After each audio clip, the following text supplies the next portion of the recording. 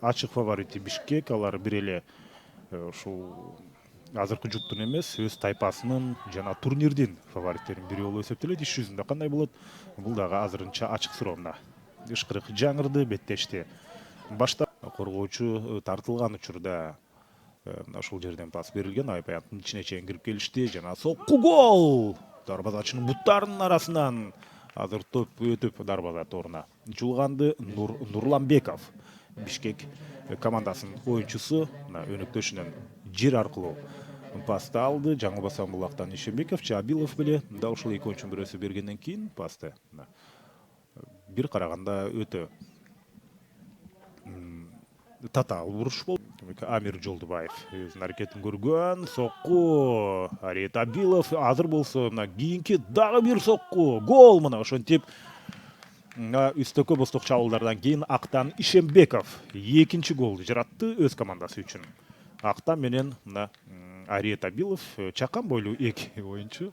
Ал өнөктөштөрүнүн жанында инисиндей көрүнөт, бирок ойноо боюнча, оюндун сапаты боюнча алар өтө мыкты. Алгач Ариет тепкен. Андан кийин ушул жерде топ серпилген мезгилде Актан Ишембеков биринчи аракетин көрдү. Андан кийин кайра топко жетип барып, жакынкы тирөөчтүн ички бетине тийгенден кийин гол жаралды.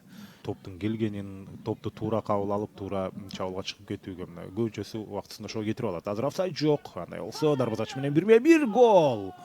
Мына бул жерде демек Улукбек Ишенбаев ошентип эсеп санын дагы өзгөрттү, гол киргизип, жогорку ылдамдык менен коргоочулардын баарын артта калтырды.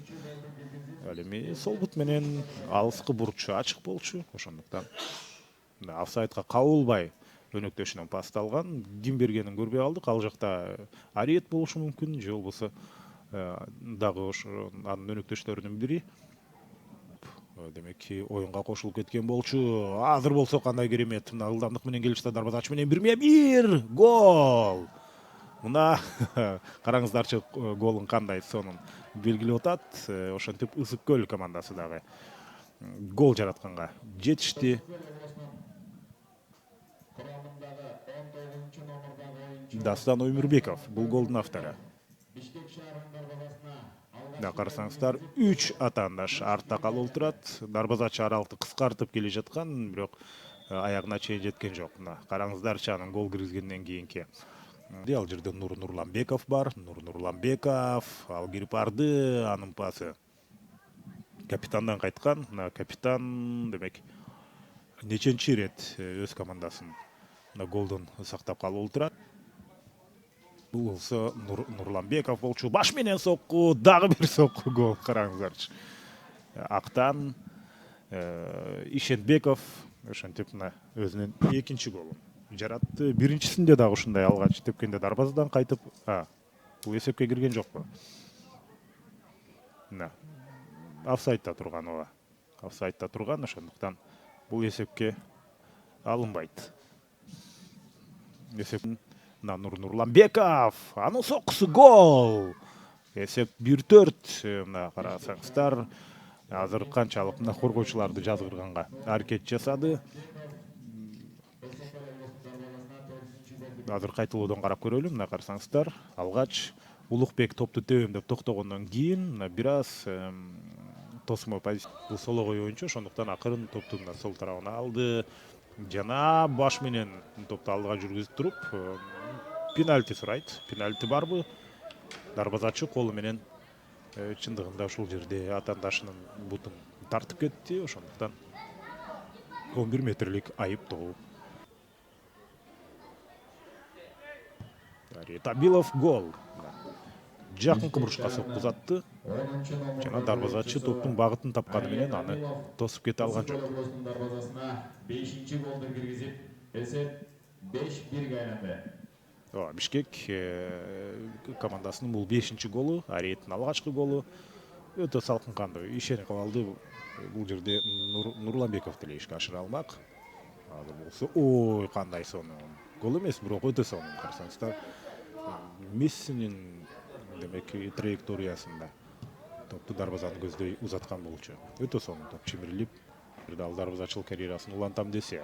Азыр болсо карасаңыздар, чыныгы техникалык чебер оюнчулардын кыймыл аракеттерин жана сокку гол.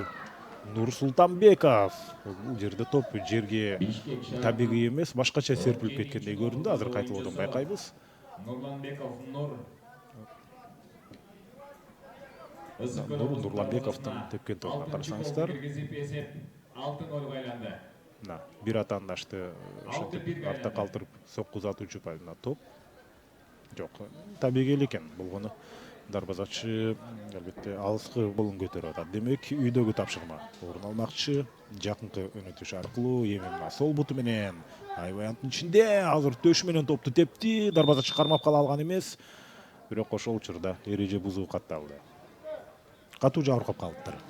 Данияр Кеңешбеков, демек кайталоону көрүшүбүз керек.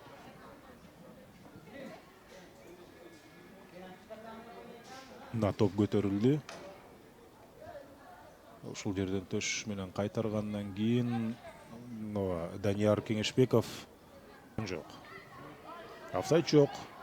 Оң канатта өнөктөш бар, бирок өзү барын туура көрдү. Бош дарбаза гол. Ошентип 8-чи гол дагы дарбаза Бишкек торунан шаарынын орун алды. номурдагы оюнчусу Мырзабеков Алишер. Алишер Областын дарбазасына 8-чи голду киргизди. 8-чи гол дейт. Алишер Мырзабеков карасаңыздар 2-3-чү номердеги оюнчулар тирешкен жана дарбазачыны кошуп жазгырып өттү дагы Алишер Мырзабеков. Ошентип гол киргизип кетти. Менин оюмча бул жыйынтыктоочу гол, себеби саналуу секундалардан кийин кошумча убакыттагы соңуна чыгат. Абсолюттук рекордду жасап салды. Бишкек бул беттеште 7 гол артыкчылык менен. Демек жеңишке жетүү алдында турат. Мына финалдык кышкырык, урматтуу көрөрмандар. Ошондо Бишкек эсеп 1-8. областынын беттеши 8